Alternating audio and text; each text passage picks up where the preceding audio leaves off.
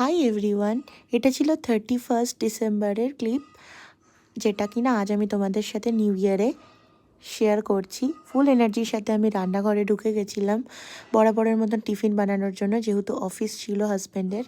তো ভেবেছিলাম শর্টকাটে পোহা করব। তো এই যে আমার পোহা এখানে ফেটে গেছে, পুরো কাজ বেড়ে গেছে। ওটা কমপ্লিট করতে করতে আমি আর টিফিন দিতে পারিনি। বলেছিল যে আজকে টিফিন দিতে হবে না, আমি বাইরে খেয়ে নেব। তো আমি ভাবলাম ঠিক আছে, একদিন তো খেতেই পারে, টেস্ট চেঞ্জ করতেই পারে।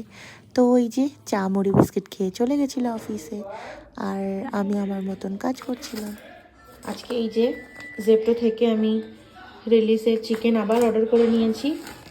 আগের দিনকে ওরা যখন এসেছিলো তনিমারা, তখন আমি এই চিকেনটাই করেছিলাম। তো আবার অর্ডার করে নিয়েছি। আর এই ডেলি গুডসের কাজু, ব্রোকেন কাজুটা আমি অর্ডার করেছি। বেশ, তো তোমরা ভিডিওটা দেখতে থাকো। দেখো ঘর দৌড়ের এই অবস্থা এখন। ওকে তো রেডি করে এই যে কেলটুদা নন্দা ফোনটা দেখাতে বসিয়ে দিয়েছি। এখন এই সামনে গেলে চিৎকার করবে।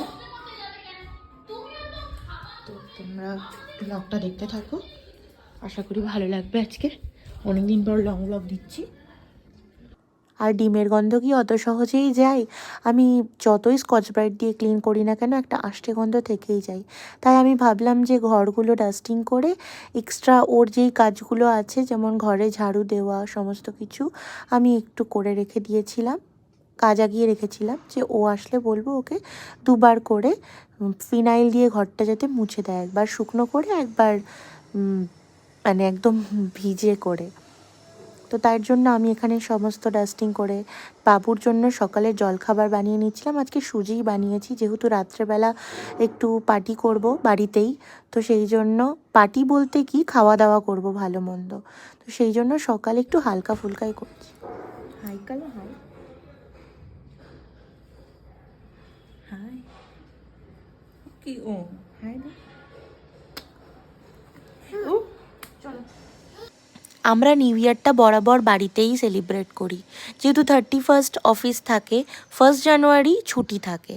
তো একটু রেস্টও পাই, আর ভালো মজাও করতে পারি আমরা রাত্রেবেলা। মজা বলতে বাড়িতে খাবার দাবার বানাই, সেগুলো খাই ভালো মন্দ। তো এইভাবেই আমাদের একটু গান বাজনা চালাই, নাচানাচি করি নিজেদের মতো। এইভাবেই আমাদের মানে নিউ ইয়ারটাকে আমরা স্বাগতম করি। আর এই দেখো, এই গাছটাতে নিত্য নতুন পাখি এসে বসে। একদিন তো আমি 6-7টা টিয়া দেখেছিলাম একসাথে।